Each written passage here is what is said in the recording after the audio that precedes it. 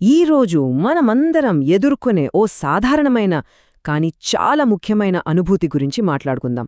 అదేంటంటే, ఈ అల్లకల్లోలంగా ఉన్న ప్రపంచంలో మనం ఎలా స్థిరంగా అంటే సెట్ అయ్యుండగలం. మనలో చాలామందికి ఈ ఫీలింగ్ బాగా అనుభవమే కదా. భవిష్యత్తు ఏమవుతుందోనన్న ఒక చిన్న ఆందోళన మనసులో ఎప్పుడూ ఉంటుంది. ఈ అనిశ్చితి మనల్ని చాలా తేలిక కలవరపెట్టేస్తుంది. మన చుట్టూ ఉన్న ప్రపంచం మొత్తం గందరగోళంగా ఉన్నట్టనిపించినప్పుడు అప్సెట్ అవడం చాలా సహజం. కానీ ఈరోజు మనం ఈ అప్సెట్ అనే సమస్యను ఒక కొత్త కోణం నుంచి చూడబోతున్నాం. సరే, మరి మనం అసలెందుకు అప్సెట్ అవుతాం? దాని వెనుక ఉన్న అసలు కారణమేంటో ఇప్పుడు లోతుగా చూద్దాం. మనం రోజూ వాడే ఈ అప్సెట్ అనే మాటలోనే అసలు రహస్యం దాగి ఉంది. దాని అర్థం తెలిస్తే మన ఆలోచనా విధానమే మారిపోవచ్చు. ఇక్కడ చూడండి ఎంత ఆసక్తికరంగా ఉందో. అప్సెట్ అంటే ఏంటంటే అన్సెట్, అంటే సరిగ్గా సెట్ అయి లేకపోవడం.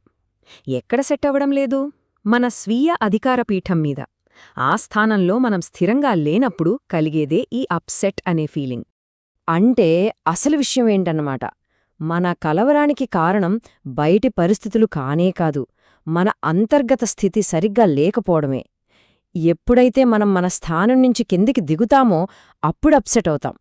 మరి అలాంటప్పుడు మన శక్తిని తిరిగి ఎలా పొందాలి? మళ్ళీ ఎలా సెట్ అవ్వాలి? ఆ మార్గాలేంటో ఇప్పుడు చూద్దాం. దీనికి మొదటి పరిష్కారం ఒక రక్షణ కవచం లాంటిదే. దాన్ని మనం పరమాత్ముని గుడుగులా ఊహించుకోవచ్చు. ఇంతకీ అది ఎలా మనకు సహాయపడుతుందో చూద్దామా?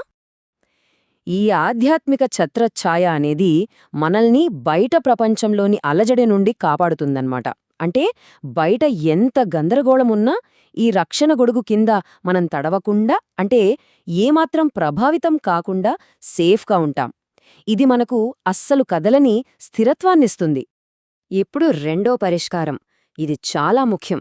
మన జీవితానికి మనమే దర్శకులుగా మారడం, మన అధికారాన్ని మనం తిరిగి తీసుకోవడం.